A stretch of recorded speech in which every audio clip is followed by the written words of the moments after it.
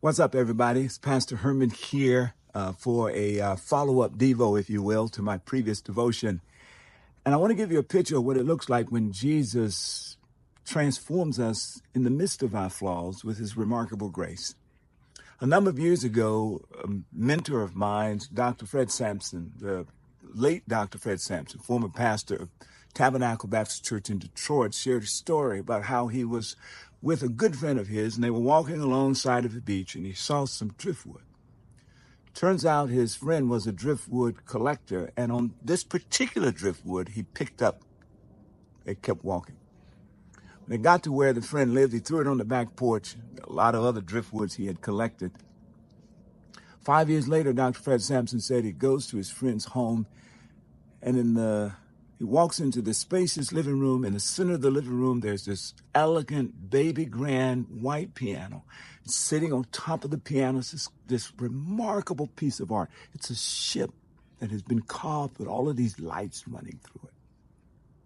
Dr. Sampson immediately asked, "My goodness, where did you find that piece of art?" And his friend said, "Sam, look closer. Don't you recognize it?" It turns out that was the driftwood that his friend had collected 5 years earlier.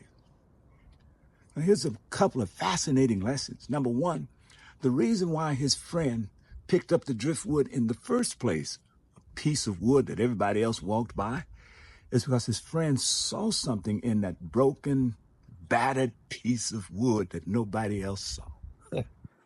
And he took his time with his own tools over time, and he brought out the masterpiece that he saw originally in the driftwood that nobody else saw. I love this story, guys, because this is my story.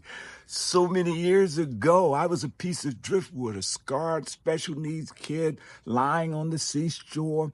Nobody saw anything in me, but Jesus passed by my way and said, "Come follow me." And he did so because he saw something in me that even I didn't see in myself. And over the years, he's taken his tools of grace and mercy, and he's worked on me and carved, and he's taken the lessons that have been learned through my ups and downs, my successes, and my failures in particular. And he's worked those lessons back in. And you know what makes a piece of art priceless? It's not the elimination of all the flaws. Rather, it is being able to bring out the image, if you will, in the midst of the flaws. And yet there's some flaws that remain. That's part of what makes the art priceless. As you look at me, there's still some flaws that remain. And it's shocking that God could do with me what he's done in the midst of my flaws. And if you see any light in my life, it's the light of his glory, his grace, his mercy flowing through me. That's what he wants to do with you. That's what it means to follow him.